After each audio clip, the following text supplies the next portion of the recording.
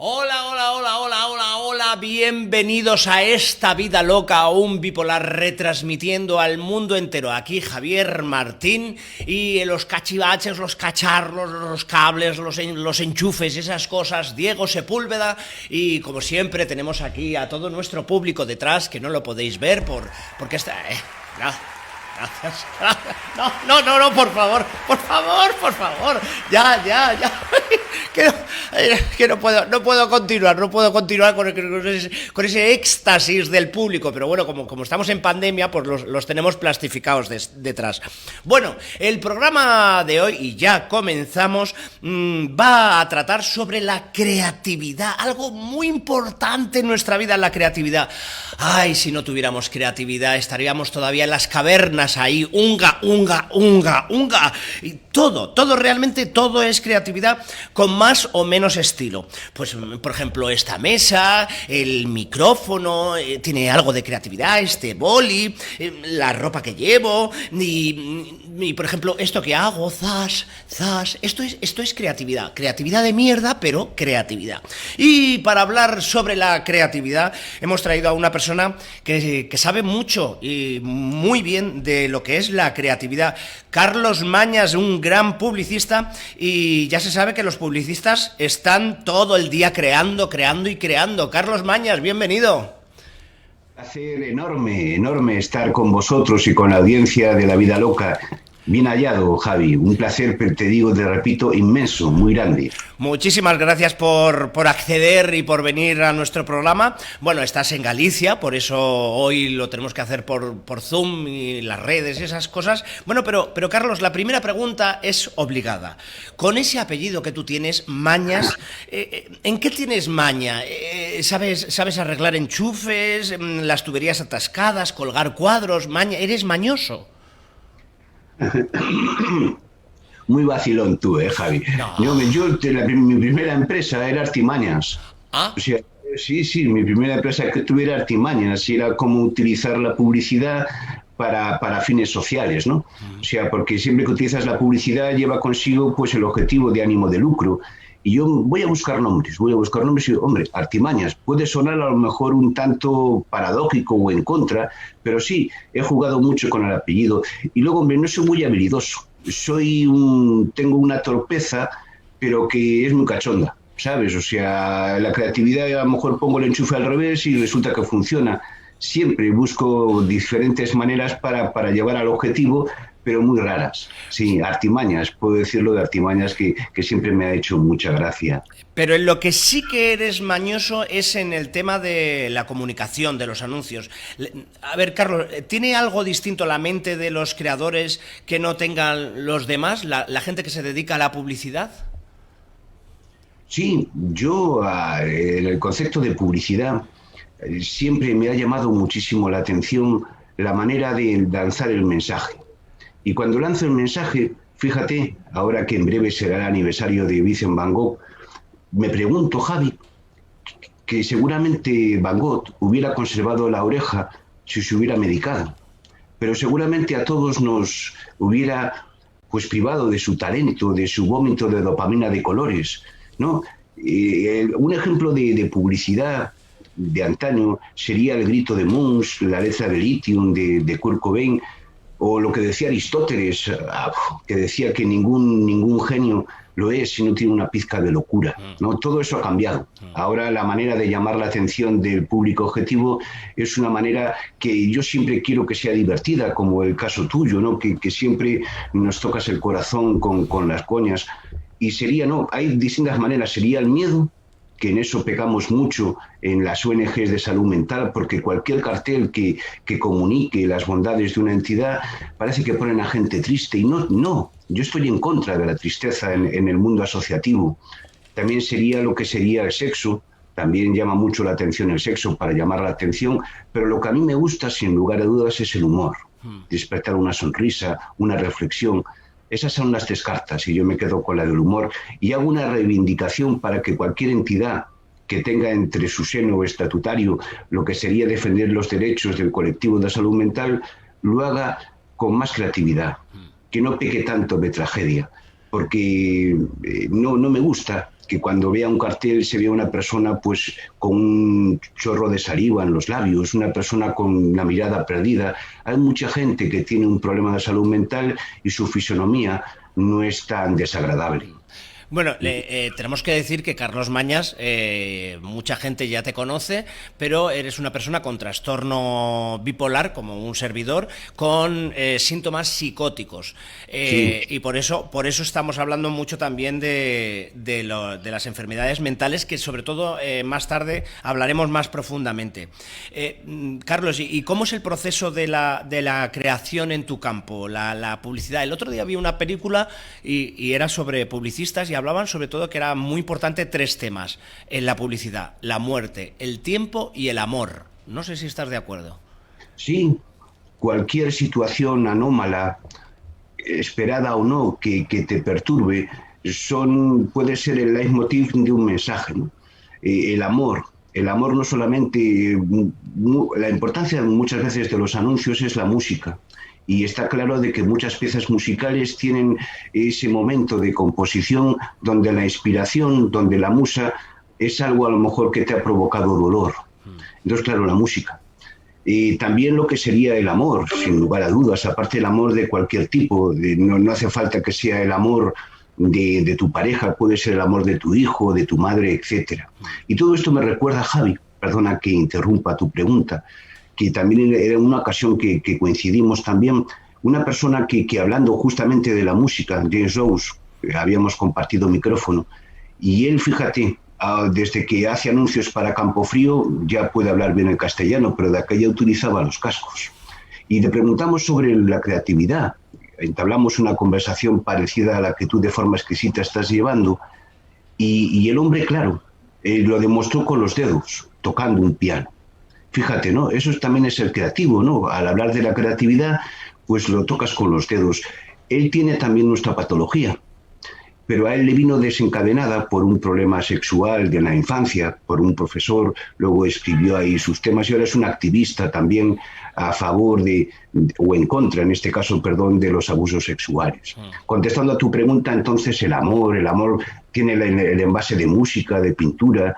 El delirio o el brote psicótico, yo lo comparo con el grito de Munch, que es ese cuadro, ¿no? Los efectos secundarios de la medicación con la canción de Lithium de Kurt Cobain. O sea, fíjate, hay muchísimas. Muchísimas maneras. ¿Y tú crees que ha cambiado mucho la publicidad a lo largo de los años? ¿Se juega ahora más con los sentimientos? Tengo una sensación de que cuando vemos anuncios, sobre todo, nos mandan mensajes del sé feliz, de vive la vida, el momento. No sé si esto es una cosa de ahora o de siempre. Siempre, yo me acuerdo al principio, cuando se instaló la publicidad en España, eran los pareados musicales y tal.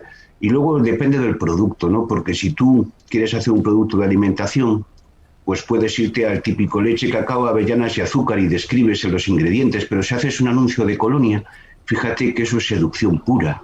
Es no prosenitismo de los cuerpos, pero sí una especie de tentación subliminal. Ha cambiado, porque ha cambiado la tecnología que fabrica el producto. Ha cambiado la tecnología cinematográfica, ha cambiado el tono de decir y sobre todo los medios y soportes, ¿no? Ahora se puede hacer publicidad en Internet, que tiene que ser una publicidad que a veces resulta molesta por los banners, pero siempre tienes que, en la medida que cambia el vehículo que transporta el anuncio, así cambia la imaginación para darle luz y cobijo al soporte. ¿Y tú crees que todos podemos ser creativos o hay gente que es totalmente incapaz o es que ellos se creen incapaces de crear? Yo creo que todos creamos y la introducción que tú has hecho en este programa ha sido un ejemplo claro y contundente, ¿no? Lo que pasa es que mucha gente piensa que teniendo un problema de salud mental per se ya eres creativo y no toda la gente que tiene un problema de salud mental es creativa, como tampoco todos los creativos tienen un problema de salud mental. Lo que está claro que personas como tú, Javi, que son artistas, que son actores, que son presentadores, tienen un compromiso porque tú tienes la oportunidad de abrir un mensaje, de envolverlo. Y como aparte ese mensaje llega a mucha gente, yo te lo agradezco como con el efecto espectador, ¿no? Porque yo pienso de que todas las personas que tienen la oportunidad de hacer un mensaje y que saben a ciencia cierta de que ese mensaje va a llegar a la gente, tienen la obligación de comunicarlo. Mucha gente no se atreve a comunicarse vía creativa por miedo al que dirán. Son incapaces de cortar el cordón umbilical del que dirán. Y entonces, claro, se priva y se aborta su entusiasmo a la hora de crear. Pero insisto, o sea, todos tenemos que crear, aparte los derechos humanos son para todos, ¿no? O sea, no, cuando hablas de creatividad en derechos humanos, hablas para todos los colectivos que estén pasando por un mal momento, que no son afortunados socialmente. No es derechos humanos para salud mental, es para el colectivo LGTBI, para el racismo, para la xenofobia, etcétera. ¿Qué rollo te estoy montando? No, a mí me está resultando muy interesante, la verdad, y además desde... No mientes, Javi. Estoy mintiendo, pero que no se entere nadie, esto es un coñazo. No, en absoluto. En absoluto, no, a mí me parece que es muy interesante. A mí el mundo de la creatividad me interesa mucho y además, por ejemplo, saber, ¿tú crees que tiene beneficios mentales o espirituales el hecho creativo? Sí, no te quepa la menor duda. La creatividad es vomitar emociones, que esas emociones las puedes transcribir negro sobre blanco, las puedes pintar de color, las puedes hacer en sinfonía musical con notas, por supuesto. Yo también cuando me dedicaba de lleno al tema de la docencia publicitaria y a la puesta en escena de la misma, yo era más creativo cuando era eufórico, ¿sabes? Cuando estaba deprimido, mi sensación de creatividad brillaba casi por su ausencia. Y claro, era enfermiza la creatividad que tenía, pero era también valiente. No me importaba el resultado o el veredicto social. Entonces, claro, si tenemos que elegir entre Superman y Carl Klein, el periodista, yo me quedo con Superman, que sería pues una metáfora nuestra de la bipolaridad. Y claro, la euforia que tiene una persona que padece el afectivo bipolar se traslada en la manera que tú interpretas los estímulos, en la manera de comunicarte. Miras en voz baja, pones letras en negrita, te inventas palabras que no salen en Google. O sea, es acojonante. Y aparte es muy, muy terapéutico. Bueno, pues me interesa mucho porque ahora, en unos instantes, vamos a hablar sobre todo la relación que tiene la creatividad con nuestra enfermedad, el trastorno bipolar, pero antes vamos a ver a una persona que, bueno, no sé si es creativa, pero bueno, es un señor que se está haciendo muy famoso, ya no puede salir a la calle, el pobre, es muy políglota y poliédrico y politodo, menos policía, lo es todo lo que es poli. Él es Armando Polipolaris.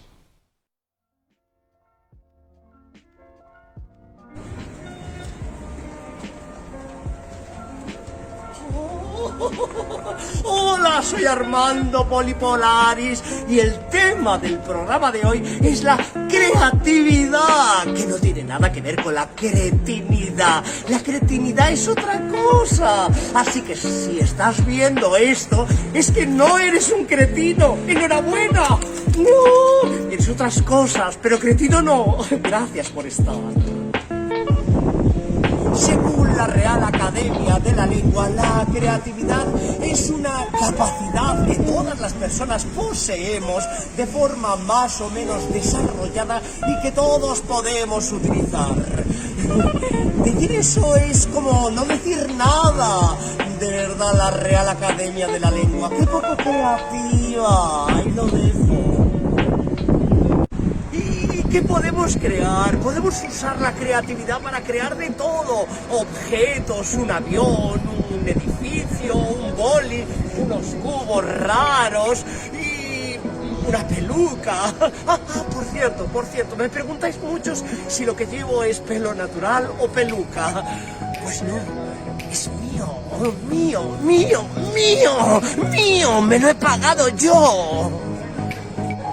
Y la creatividad es muy importante. ¿Para qué? Para crear el arte. ¿Qué es el arte? El arte es cagarte de frío. Ay, no. ¡Qué ordinario! No, el arte son las novelas, el teatro, las películas, la música, la poesía. La poesía. Me están entrando unas ganas de escribir una poesía. Se equivocó la paloma, se equivocaba. No, esta ya está hecha. Y yo me la llevé al río pensando que era mozuela. No, así. No lo veo yo, no lo veo. Cántame, me dijiste, cántame por el camino y agarraba a tu cintura te canté. A la sombra de los pinos. No, esto no es. Necesito las musas. ¿Dónde están las musas? Ay, tengo que invocar a las musas. ¿Dónde están las musas? Cuando se las llama no vienen.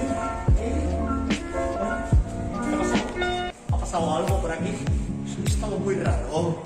¿Qué son las musas? Pues las musas son 9 deidades que según el mito protegían las ciencias y las artes liberales. A la mujer es una musa.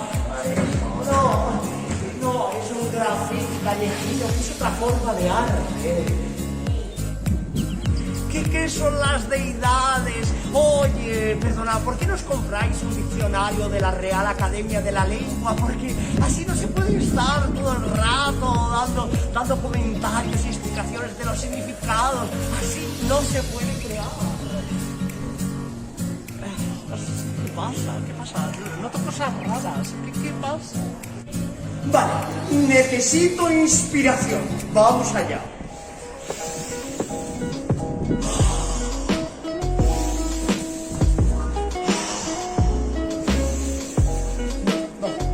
No me viene nada. Lo siento, pero no lo veo. También dicen que la creatividad te tiene que pillar trabajando. Yo ahora... mira, una obra. Hola, buenas tardes. ¿Hay trabajo para mí? Estoy creando y necesito un trabajo para que las musas me pillen trabajando y no sin hacer nada. No hay trabajo para mí. Bueno, pues nada, a ver qué hago ahora. Pero es que esto que estoy haciendo ahora, este vídeo, es mi trabajo.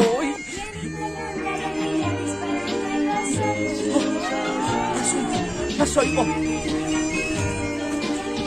Las musas, pero ¿dónde están las musas? ¡Oh! ¡Qué bonito! Ya lo veis, todos tenemos la capacidad de crear, pintar, bailar, actuar, cantar, tocar un instrumento, porque la creatividad eleva el alma, ilumina tus ojos, quita todos los miedos. ¿A que sí, musas? ¡Sí!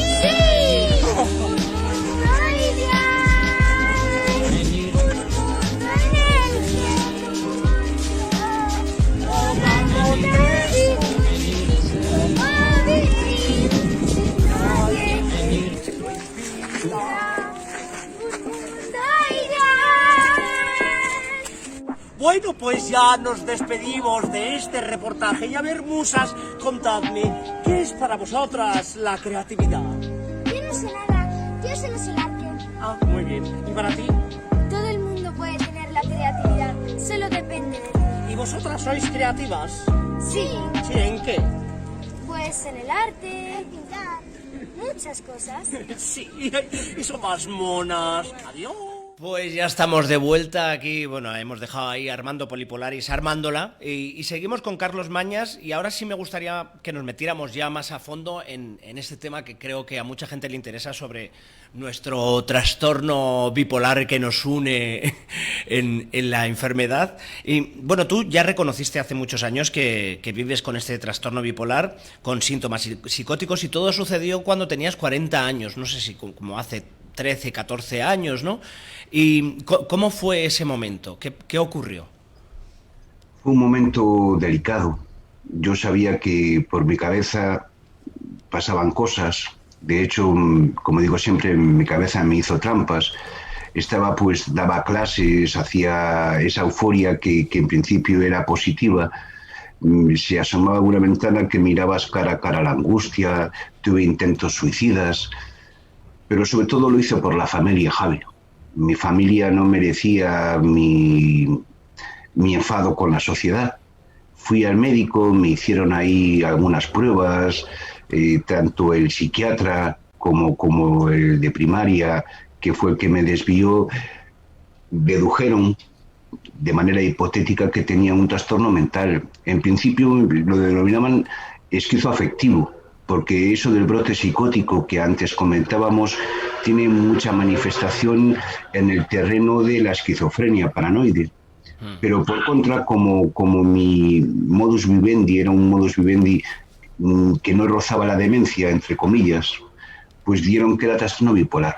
¿Cómo lo pasé? Por un lado, desahogado, porque sabía que esos cambios de humor no eran cosa tal, sino que tenían un motivo. Cuando me dijeron que tenía un trastorno del humor, fíjate, para romper el hielo, yo pensaba que no era entender los chistes a la primera. No, y se le llama así. Y sí, después con la medicación y todo esto, pues vas soportando, ¿no?, esos saltos de canguro y haces las paces con la enfermedad. Por eso recomiendo a la administración incluso que haya un psicólogo, que no hay psicólogos, ¿verdad? Qué triste, ¿no? Que tengas que mendigar, pues eso, la empatía, que la empatía la confundan con que una persona necesita algo y la administración está para ayudarte. Nadie ha escogido escuchar voces, nadie ha entendido que lo mejor para él es intentar suicidarse. Tiene que haber ahí, ¿no? Me resulta muy, muy jorobado hablar de derechos cuando la gente se empeña en hablar de pobreza, ¿no?, de marginación. Claro que sí. ¿Qué te encontraste tú en tu entorno familiar y sobre todo de amigos cuando de repente te diagnosticaron que tenías un trastorno bipolar? ¿Cómo fue la reacción del entorno? El entorno familiar, el círculo afectivo fue exquisito. Sobre todo mi mujer e hijos, pero también por mi madre, porque las madres siempre tienen la fatiga de la ternura, siempre te perdonan aunque te equivoques, y ya las abuelas siempre están de tu parte, ¿no? Lo peor que lo pasé fue en el terreno laboral. Los momentos más psicóticos que yo padecía por aquel entonces eran los momentos de estar ante un aforo como es el de un recinto universitario y tener que dar la clase, ¿no?, la sesión didáctica. Lo pasaba tan mal, Javi, que creía que la gente que estaba sentada en el pupitre estaban hablando mal de mí. Lo pasé mal. Y claro, cuando una persona pues tiene esa etiqueta, a veces el terreno laboral no tienta que te fichen. Y eso, más que nada en el terreno laboral donde tienes que tener relación interactual, ¿no? O interactuar con el otro. Porque eres a lo mejor muy sensible o porque no soportas fácilmente las flaquezas, eso sería. Después, como lo que hago es escribir, como lo que hago es hacer tareas creativas por encargo, pues no lo he pasado mal. Estoy también pues sometido a una pensión por incapacidad absoluta, lo que me permite tener un ingreso todos los meses. Dentro de lo que cabe, soy muy afortunado, ¿eh? Muy, muy afortunado. Me alegro. Y bueno, ¿tú por qué crees que hay tanto estigma con el tema de las enfermedades mentales? Porque además yo creo que hasta hay categorías. No es lo mismo decir tengo una depresión, que soy bipolar, que soy esquizofrénico, ¿no? La reacción del entorno no es lo mismo. Cuando oyen esquizofrénico, la gente se pone tensa, ¿no? Muy cierto. Yo creo que la gente que no te conoce solo ve aquello que desea ver o lo que le han enseñado. ¿Y qué han enseñado a la sociedad civil en cuanto a la salud mental? Le han enseñado tristeza, le han enseñado peligro, le han enseñado pues violencia. Y claro, pues es lo que decíamos al principio del programa, Javi, que las entidades que velen por los derechos del enfermo mental, y digo enfermo como puedo decir usuario o paciente, porque también hasta en esto, Javi, la gente no se pone de acuerdo. No digas enfermo, yo digo lo que me da la gana. Eso punto uno, porque yo no estoy asociado a ningún sitio y hablo por mí. Si la cago, por lo menos que la caca sea mía. Y claro, te das cuenta de que todas las entidades, o al menos un 80%, tienen en su categoría de merchandising lo que serían las imágenes de un cartel, los folletos de información, gente triste. Y dentro de la salud mental hay mucha tragedia y muy poco de creatividad. Y claro, la gente, ¿qué le han enseñado a la gente? Le han enseñado que escucha voces en mentes criminales es el que viola a ese niño que está al lado de Jimmy, que hace la barbacoa, o te hacen un guión y te meten... Que aparte, yo también en esto, yo estoy a favor de todo, yo no censuro nada. Lo que sí pongo en tela de juicio es que no haya una moraleja. Cuando existe la moraleja, la gente emprende, la gente entiende. Y claro, o sea, yo considero que el estigma es por falta de información. Y también porque la gente que padece esa enfermedad no es capaz de cortar el cordón umbilical del que dirán. Y entonces, claro, lo hacen los padres. Y los padres lo hacen con muchísimo cariño, pero no son capaces de tocar la manera directa con que una persona sufre. Bueno, tú también eres autor de un libro ya bastante conocido que se llama Mi cabeza me hace trampas, que por cierto yo esa frase la utilizo muchísimo. Pues cítame. Te cito siempre porque es tuya la frase y el libro. Te cito siempre porque es una frase que habla muy bien de lo que es la sensación que tenemos nosotros en la cabeza, ¿no? Cuéntanos un poco qué cuentas, qué hablas en este libro, Mi cabeza me hace trampas. El libro, Javi, nació como tenía la obligación a un amigo, un buen amigo, que es Teo Cardalda, había hecho una canción, que es la primera canción en España inspirada en el trastorno bipolar. Su título es Calor en invierno. Recuerdo el momento, ¿no? Teo Cardalda, que no sé si la audiencia sabe quién es, pero seguramente conoce sus canciones, participaba en el grupo Golpes Bajos, actualmente es el líder de Cómplices y compone para muchísimos artistas, ¿no? Y entonces, pues Teo me hizo una canción que es Calor en invierno, insisto, y esa canción, hay canciones que te invitan a bailar, otras a silbar su estribillo, y esa me llegó al corazón. Y dije, tío, tengo que hacer yo algo para darte las gracias. E hice un libro, y ese libro también fue creativo. Creativo, fíjate, hablamos de creatividad y está la música de Teo. Hablamos de creatividad y está Armando Caralladas, que ha salido antes. Y ahora el libro. Mi cabeza me hace trampas es un manual de optimismo ilustrado. Un manual que no pretende dar pena. Un conjunto de páginas que no quiere que la gente llore cuando las leas. Es un manual, insisto, de optimismo ilustrado que pretende que la gente no se avergüence de lo que es. Que la gente diga lo que siente sin miedo al que dirán. Y que todo se puede arreglar en esta vida, en esta vida. O sea, la salud mental, yo creo que está ahí y todos la tenemos. Luego están los valientes como tú que lo dicen, pero luego están aquellos que no tienen nuestra suerte, que están presos en un centro penitenciario y que al día de mañana cuando salgan, aparte de tener un problema mental como la esquizofrenia, que es el más fuerte, pueden ser indigentes. Sí, pues así nació el libro, ¿no? Como una especie de justicia a esa canción y que ahora incluso, fíjate cómo es la vida, Javi, que se ha convertido en un podcast internacional y estoy muy feliz. Ese libro seguramente si lo hiciera hoy tendría más capítulos, porque a medida que uno va madurando en la vida, entiende la enfermedad, la patología de forma diferente.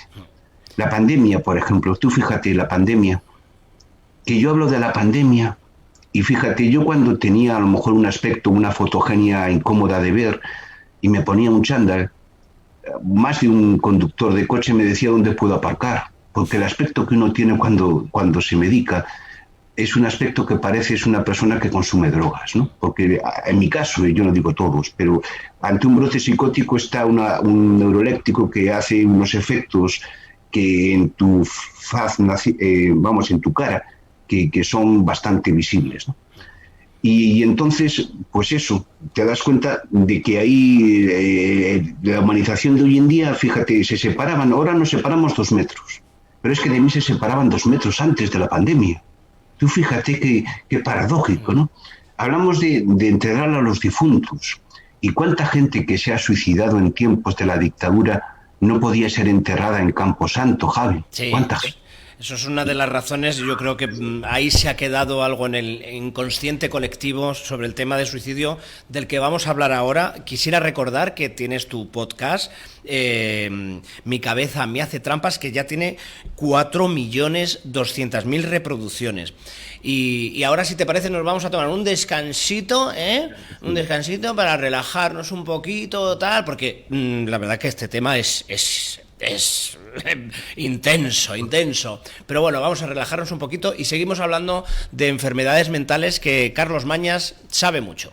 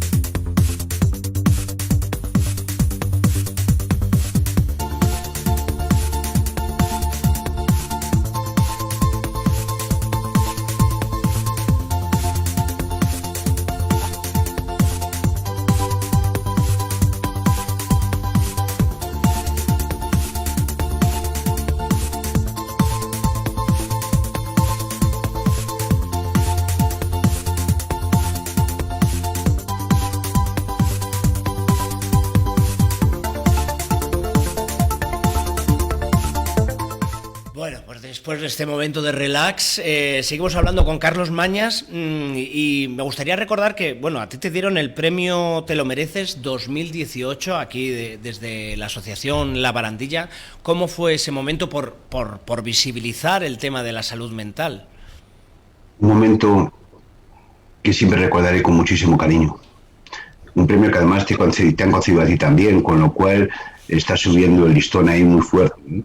Pero con mucho cariño. Recuerdo el lugar, un teatro maravilloso, recuerdo el presentador, recuerdo a José Manuel Dolader, que fue el que me hizo entrega, y recuerdo también lo que dije, porque momentos antes, y esto cualquiera te lo puede corroborar, un político había hablado, y yo pues me piqué un poco, porque no se puede mezclar la política con los derechos humanos y tal. ¿Que tienes ahí un atasco en casa? Sí, aquí tengo a los coches aquí detrás y están ahí pitando, porque es que... Pues diles, ¡que me ha dado un brote, callaros! De una vez. Sí, ya digo, yo salgo ahí y empiezo a leches con todos y tal, y después viene la poli y me empiezo a sacar saliva y ay, perdón, y me dejan seguir. Mira, ¿ves? Se han callado. Perdona, disculpa, continúa. Pues sí, pues lo que decía, que la entrega del premio fue un mensaje que me permitió la Asociación La Barandilla exportar no solamente al auditorio que se dio cita, sino pues a todo el mundo que entendiera que el suicidio, que el trastorno bipolar, lo que nos pasa a nosotros, Javi, no es como un cáncer que te mata, te quieres matar tú mismo. Y ahí, ¿no? O sea, es muy canalla el trastorno bipolar. Y que me dieran la oportunidad y que en ese elenco de personas estuviera el Padre Ángel, que estuvieron tantos otros importantes, fue un regalo de Dolader, de la Asociación de La Barandilla, que guardo siempre ahí en un armario, ¿no? Que se ve que lo limpio, que le saco el polvo. Muy contento y muy feliz. Bueno, vamos a recordar, por si hay gente que nos está viendo, que siempre me gusta recordarlo, la Asociación La Barandilla son los que han creado el teléfono contra el suicidio, y el teléfono, si te encuentras en esta situación, o un familiar tuyo, un amigo, o quieres cualquier tipo de información sobre bueno, pues estos momentos tan difíciles en los que una persona puede estar, llama a este teléfono 911-385-385, 911-385-385. Carlos, a mí me gustaría saber qué piensas tú de qué se está haciendo políticamente en cuanto a la salud mental, porque desde todas las asociaciones se está intentando visibilizar mucho más este estas enfermedades y parece que no sé, que no llega el mensaje, ¿no? No tienen ni idea, no tienen ni idea. Que no haya un psicólogo en el siglo XXI de la mano de un médico de primaria dice mucho de la desidia, por no decir la impotencia, la burla que le hacen al colectivo de enfermos de salud mental. No tienen ni idea. Los psiquiatras, aparte de ser profesionales, ya no curan, dan conferencias. Y los políticos lo que hacen es conquistar la atención de los votantes en momentos preelectorales. El tema de ello es creatividad. ¿Y qué mejor ejemplo de creatividad que la moción de censura esta que están haciendo? Si eso no es creatividad, manda carallo, ¿no? O sea, ¿qué será creatividad? Ha sido alucinante. Contestando a tu pregunta, Javi, los políticos tienen que bajarse, tienen que tener en su despacho las ventanas abiertas y ver a la gente lo que nos pasa. Hablar con los pacientes, tienen que hablar con los pacientes. No están hablando con los pacientes, hablan con asociaciones que dicen, y seguramente lo hacen con buena voluntad, representar a los pacientes. Pero fíjate, y esto es una opinión personal, la entidad con mayor peso en salud mental es una que está ubicada en Madrid, que se llama, antes se llamaba FEAFE, Sala de Salud Mental. Y la lleva, y el presidente es una persona que es un familiar de un enfermo mental. Imagínate si en la ONCE, el presidente de la ONCE es el padre de un ciego. O sea, no tiene nada que ver. Otro ejemplo de que la gente no quiere saber nada, o que no, por lo menos no se demuestra lo que están haciendo, es que los políticos confunden coste con inversión. Piensan que invertir es tener un edificio, un hospital, un centro de día de salud mental, y por coste que haya psicólogos, por coste que haya terapeutas ocupacionales, médicos, etcétera. No tienen, a mi juicio, esa facilidad semántica de entender que es una cosa y que es otra. Yo estoy muy descontento con los políticos. Yo he discutido con ellos, lo que pasa que, claro, cuando uno tiene una enfermedad mental y discute, ya no te dan tanta importancia, ¿no? Porque parece que tienes el brote, ¿no? Tío, yo digo lo que quiero y no lo estás haciendo bien. Y en la medida que no nos den la voz a nosotros de forma independiente, difícilmente podemos conquistar, la empatía de la audiencia civil. Y no lo estamos haciendo.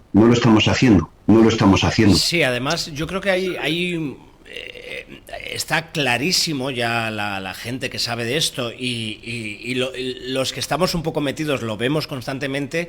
La pandemia del siglo XXI son ya las enfermedades mentales. 1 de cada 4 personas va a sufrir una enfermedad mental, y eso es que yo siempre lo recalco. 1 de cada 4 personas es mi hermano o mi madre o mi sobrino o yo mismo o un compañero de trabajo. 1 de cada 4. Esto no ocurre en otros ámbitos de la vida. Y además, cuando hablamos de suicidio, que es el gran peligro sobre todo de la depresión y de las enfermedades mentales, hablamos de 3.600 suicidios al año en España, que son 10-11 suicidios al día. Si dijéramos 3.600 mujeres asesinadas por sus parejas o por hombres al año, si dijéramos 3.600 muertos en accidentes de tráfico, la gente se echaría las manos a la cabeza. No, y es lo que tiene que ocurrir. Pero como no se está hablando de que hay 3.600 suicidios al año en España, no hay información, la gente no lo sabe, no se hace nada contra eso, ¿no? Totalmente de acuerdo. Has expresado lo que yo hubiera dicho igualmente que tú. La información es una información que se ha convertido en suceso. Un suicida, hay muy poca ética y mucha cosmética a la hora de narrar un suicidio, y más aún de exponerlo en los medios de comunicación. Yo estoy a favor de que se diga. Y luego también estoy a favor de que la estética y la ética, para decirlo, sea una ética con moraleja. No hacen nada y no están haciendo nada, porque a lo mejor tampoco le damos... Yo creo que también tenemos culpa nosotros, que no somos capaces de conquistar. Ya he dicho la palabra conquistar muchas veces, puedo utilizar otro sinónimo de coger el toro por los cuernos al político y decirle, mire usted, no están haciendo nada por esto, hay tantos suicidios. Si hay un problema de violencia doméstica, de maltrato a la mujer, de lo que sea, tal, y nosotros no tenemos un duro. Si tenemos que hacer por cualquier acto, tenemos que traficar. de alguna manera con patrocinios que nos resulta muy complicado hoy en día como está el patio. Tienen que educar, tienen que formar, tiene que aparecer la figura del paciente experto y tienen que modificarse muchas cosas. No hacen nada, pero yo creo que nosotros también podemos hacer más. Pero para eso necesitamos que la Administración subvencione también la creatividad de las entidades sin ánimo de lucro. Estaba pensando ahora que esto es la pescadilla que se muerde la cola. Como las enfermedades mentales tienen un estigma, nosotros mismos no hablamos públicamente de las enfermedades mentales, y yo reconozco que a mí me costó mis años salir y hablarlo públicamente hasta que dije, venga, es el momento. Como no lo hablamos, no hay una presión social. Como no hay una presión social, los medios de comunicación no lo tratan. Como los medios de comunicación no lo tratan, los políticos generalmente se mueven por lo que presiona la prensa, ¿no? ¿Tú cuál crees que es el papel de la prensa en todo esto? Fundamental. Los medios de comunicación de masas tienen un papel fundamental. Porque, y aparte ahora que los medios de comunicación utilizan soportes virtuales, en redes, etcétera, fundamental. Y aparte pueden generar un clima de tolerancia al respecto de las personas que padecen alguna patología psíquica. Es fundamental. Y aparte cualquier medio, desde un podcast, desde un youtuber, desde un periódico de tirada local o nacional, tienen muchísimo poder, por lo menos para que la gente empiece a hablar de ello. Y ese poder puede ser un poder que te ayuda a reflexionar. Puede incluso bautizarse espacios televisivos en la televisión generalista, que al fin y al cabo pues es para todos nosotros, ¿no? Pues que haya un espacio destinado a estas enfermedades que no tienen esa costumbre didáctica de informar a la audiencia, y sería fundamental. ¿Qué pasa? Que por desgracia, cuando una persona atraca un banco y sobrelleva el peso de que tiene una enfermedad mental, citan a la persona. Fíjate, el colectivo de inmigrantes ha conseguido que la ética periodística, cuando aparece una especie de dolo o de delito en la sociedad, no se diga que es inmigrante o no se diga que es de otra ciudad o de otro país. O de otra raza, ¿no? Sí. Exactamente, y ahora tienen que hacer lo mismo con una persona que ha cometido un delito, pues no tiene por qué decir que esa persona, pues, porque estadísticamente no es así. Y es como si no, mira, es que ha atacado un banco una persona con síndrome. Pues ¿qué tendrá que ver, no? Hay gente que tiene una enfermedad mental y es mala persona, y hay mucha gente que tiene enfermedad mental y es buena persona, y la sociedad, ya te digo, hay de todo. Y hay gente que no tiene ninguna enfermedad mental y son asesinos en serie, o sea que... Sí, no. serie y bueno, serie. asesino en serie algo raro debe tener, pero bueno. Sí. Sí, además, claro, esto es algo que a mí yo me he encontrado muchas veces con gente que ha estado en facultades de la información en el que se les dice que no deben hablar del suicidio por el efecto llamada, que esto está ya demostrado que no existe, y sobre todo a mí lo importante es que en los medios de comunicación, yo estuve una vez en una entrevista y de repente en la entrevista empezaron a hablar de los suicidios y de las estadísticas de cómo se suicidaba la gente. A mí eso me removía, porque me estaba pareciendo que estaban yendo hacia el morbo de cómo se suicida la gente, que eso no es lo importante es dar la información y sobre todo hacer hincapié en que se puede prevenir los suicidios, ¿no? Totalmente, Javi. La prevención es el principal objetivo de cualquier manifestación a favor de lo que sería hablar del suicidio. Estoy haciendo ahora una especie de estudio que se llama Espantando Palomas. ¿Por qué lo llamo Espantando Palomas? Porque yo, cuando tuve la tentativa suicida, yo, como antes has oído los coches, pues yo estoy cerca del mar, ¿no? Y hay mucha paloma, hay mucha gaviota. Y entonces, tú imagínate, fíjate, esto es, que disculpe la audiencia, pero esto fue una especie de delirio mental que tuve, ¿no? Y entonces me imaginaba que me caía y que luego espantaba todas las palomas el golpe. Por eso lo llamo Espantando Palomas, ¿no? Fíjate la metáfora, ¿no? Uh-huh.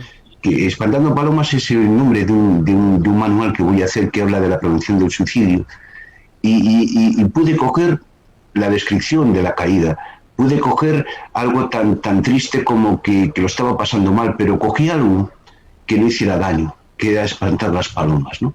Claro, cuando una persona explica el suicidio con un PowerPoint, se está burlando de mí, que yo he tenido una tentativa suicida, se está burlando de mí. Cuando lees en un artículo periodístico la descripción de la persona a la hora de la caída, cuando enumeras las diferentes maneras de acabar con tu vida, estás burlándote de lo que sería el sufrimiento ajeno. Y incluso como ese periódico se vende, como ese periódico se comercializa, hasta estás haciendo lucro de la desgracia ajena, ¿no? Claro, las maneras de hablar de la prevención, siempre igual que antes, es el paciente el que tiene que hablar. La madre del suicida es importante. El psiquiatra que alega una serie de herramientas para que la persona haga las paces con la enfermedad también es importante, pero el que tiene la tentativa suicida puede ayudar a otro, porque puede convertirse en un paciente experto. Los presos, los convictos, tienen un peso de confianza.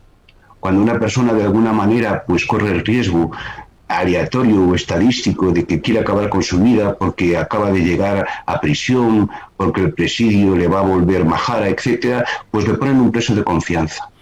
El paciente experto ocupa en Europa un papel que no ocupa en España. Y cuando digo el resto de Europa me refiero a Suiza, a Finlandia, etcétera. Siempre que uno está atravesando por un momento de confusión emocional, siempre que uno está atravesando por una tentativa suicida, le ponen un paciente experto que sería, entre comillas, el preso de confianza, ¿no? Y digo preso cuando estás internado. Y ahí han bajado muchísimo los niveles de suicidio. Claro, que te pongan la madre de una persona que se ha suicidado te ayuda mucho, pero te puede hacer más daño.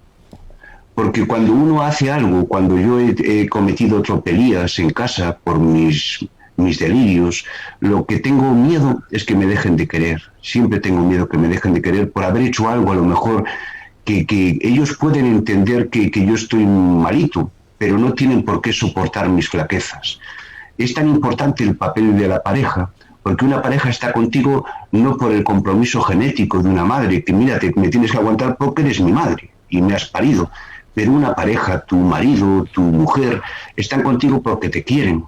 O sea, tienen más mérito estar contigo, seguir a tu lado.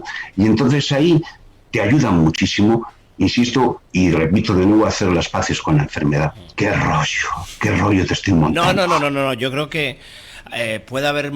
Yo siempre pienso, cuando hablamos de estos temas, siempre pienso que puede haber alguna persona que nos está escuchando en estos momentos, un familiar o una persona que se encuentra en una depresión terrible y con ideas suicidas, y de alguna manera le ayuda a ver que no está solo, ¿no? Mira, ya sería lo más bonito del programa, ¿no? Que alguien que nos esté escuchando pues haya dicho, joder, fíjate, que voy a seguir luchando, claro que sí. ¿Tú qué le dirías, por ejemplo, ahora, si hay alguien que nos está viendo que se encuentra en esa situación y que tiene ideas suicidas, ¿tú qué le dirías? Le diría que llore, porque ahora la tristeza ya no se llora, se medica, que llore, que ahora le dé la mano a alguien, que hay medios como el teléfono contra el suicidio de la Asociación de la Barandilla, donde le pueden informar, que haga una especie de reseteo de su disco duro cerebral y diga, hombre, voy a luchar por esto. Que no se venga abajo, que no se venga abajo porque aparte es una decisión que no tiene vuelta atrás. Que hay gente que le va a ayudar, gente por desgracia que se mantiene con su fuerza porque no hay ayudas políticas ni de la administración, y que siempre habrá alguien al otro lado que le escuche. Sí, y aparte que le escuche de forma activa, perdón. Sí, no, sobre todo, eso sobre todo a la gente del entorno, sobre todo que escuchen, estoy totalmente de acuerdo, y sobre todo decir a esas personas, yo entiendo que creen que no se puede salir, porque ahí hemos estado Carlos y yo en esa situación de intento de suicidio, porque la desesperación es que te crees que va a durar toda la vida esa sensación y que no puede salir, que es imposible.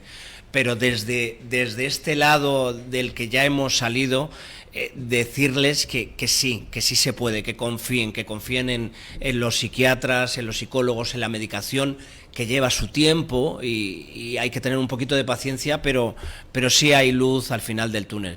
Carlos, Sí. a mí me gustaría saber, porque desde la Asociación La Barandilla y desde muchas asociaciones están intentando promover un plan nacional para la prevención contra el suicidio. Tú, así en grandes rasgos, ¿en qué crees que debería consistir ese plan? Tienen que consistir en una información cuantitativa y cualitativa. Cuando digo cuantitativa no me refiero que es súper importante, y hay que citarlo a todas luces, que sería el número de personas que han sufrido y que han consumado la tentativa, ¿no?, suicida. Pero luego cualitativa. Hablaría de que el plan de prevención, que aparte ya sería... es que tampoco hay ningún plan, fíjate qué voluntad tan animosa y qué buen comienzo, ¿no? Yo lo enfocaría bajo el punto de vista siempre de la figura de un paciente experto, ¿no? Yo creo que la figura del paciente experto, Javi, en el plan de prevención es fundamental, porque el paciente experto con una buena formación puede aliviar pues esas tentaciones suicidas y servir como, no como parachoques, pero sí como una persona protagonista que puede decir mucho y ayudar mucho a los demás. Primero felicitarles, porque parece mentira que tenga que ser una entidad y no venga dada por la política o la administración. Y yo tocaría eso, ¿no? Temas fundamentales, el teléfono de emergencias, mire, tienes el teléfono contra el suicidio, pautas, mire, que los familiares tengan una especie de guía conforme adviertan pues los síntomas que pueden hacer peligrar un estado anímico con fatal desenlace. Pues mira, la persona no quiere salir de casa, está todo el rato durmiendo, se pone a mirar el techo o es muy irascible. Hay muchísimos síntomas que la gente no sabe, que pueden pues ponernos alerta de ese fatal desenlace. Haría un manual para las familias, una hostia muy fuerte en la mesa para los políticos y luego muchísima paciencia. Bueno, tú, Carlos, compartiste habitación con Leopoldo María Panero, que es otro gran creador, y además creo que te cedió una frase que para ti significa mucho, ¿no? Sí, me vas a hacer llorar, ¿eh? O sea, no... Estás muy informado, se nota que tu paladar social exquisito, ese corazón que tienes, es muy culto y cultivado, ¿eh? Bueno. Sí, fue en Canarias. A veces veo Sálvame, ¿eh? Sí, bueno, ya, pero vamos, o sea, yo no te entiendo perfectamente, ¿eh? Yo creo que puedes... Hay de todo. Hay de todo. Fíjate que allí... Que a mí es una cosa... Bueno, sí, no dejo de... Deja. Eso es. La frase que te dijo Leopoldo María Panero, ¿te acuerdas? Sí, perfectamente. No conozco una revolución más urgente que la revolución de la ternura. Qué bonito, ¿no? Cuando estás en un psiquiátrico, Javi, cuando estás internado, la gente cree que escuchar es solamente poner cara de escuchar. Y escuchar es querer entender, tener la voluntad, el deseo de entender que una persona no ha escogido escuchar voces, tener tentativas suicidas. Y a eso Leopoldo María Panero lo llamó la ternura, ¿no? Y cómo encerró el poeta maldito, que tenía lo mismo que tenemos nosotros, y una creatividad que salía de la tinta de un manuscrito acojonante. Sí, no conozco una revolución más urgente que la revolución de la ternura. Precioso. Y yo, vamos a terminar un poquito con un toque de humor, se nos acaba el tiempo, pero también Leopoldo María Panero dijo una frase que a mí me encanta, que es: hay que ser feliz aunque sea por joder. Eso es muy grande, o sea, hay unos que quieren ser feliz porque hay que ser feliz, la vida, tal, no sé qué, y luego los otros, no, por joder. Perfecto. Es perfecto, sí, la otra también, sí, esas dos son fundamentales, y mucho humor, Jova, claro que sí, hace falta reírse, ¿eh? Hace falta carcajearse, hace falta... estar todo el tiempo pues divertido. ¿Qué pasa? Si no, esto es un rollo. Sí. Y genial, claro que sí. Sin obligación. Intentemos pasarlo bien. La vida que tenemos es una o varias, pero bueno, estamos ahora en esta y yo creo que hay que disfrutar cada momento como si fuera el único. Y yo cuando estuve a punto de quitarme la vida, cuando ya lo superé, de repente las experiencias que yo tuve después de aquel momento tan trágico, dije, es que esto me lo podía haber perdido y esto ha sido maravilloso, tomarme un café en una terraza, hablar con mi pareja, reírme con mis sobrinos, todas esas cosas nos las podríamos haber perdido y no, Sí. no merece la pena. No merece la pena, muy cierto, Javi, no merece la pena. Faltan muchas cosas por disfrutar y aunque las disfrutemos a nuestra manera, de forma creativa, las vamos a disfrutar muy bien. Eso le llaman, en psicología le llaman ethos, que es que cada persona tiene sus costumbres, su conducta, su personalidad, y nosotros pues tenemos una personalidad muy particular, ¿no? Tenemos una manera diferente de ver las cosas. Claro que sí, vamos a tener que seguir disfrutando, con mascarilla o sin mascarilla, pero ahí estamos para disfrutar. Pues nada, ahí me quedo con ese mensaje positivo, nos quedamos con ese mensaje. Muchísimas gracias, Carlos Mañas. Ya saben que nuestra cabeza nos hace trampas, pero bueno, Carlos, que un besito muy fuerte, que te queremos mucho desde la barandilla. Bueno, yo a ti también, y un besito también a nuestro amigo José Manuel Dolader, una felicitación inmensa a la Asociación La Barandilla, muchísima fuerza para la gala, que va a ser un éxito, y mucho ánimo para ese plan de prevención que merece la pena. Gracias a todos. Muchísimas gracias, Carlos. Solo recordar una cosa, que es verdad que el día 30 de marzo va a ser el Día Mundial del Trastorno Bipolar y va a haber un programa especial desde las 11 hasta las 2 de la tarde aquí en La Barandilla, en el que estará también Carlos Mañas. Y ya nada, nos despedimos. Es un momentito que esto hay que hacerlo como hay que hacerlo siempre. A ver, espera. Uy, que salgo de plano. Bueno, pues nada, muchísimas gracias a todos y ya sabéis que si esta vida es loca, disfrútala. Y si es muy loca, que te vea un profesional. Venga, adiós, hasta el próximo programa. Chao.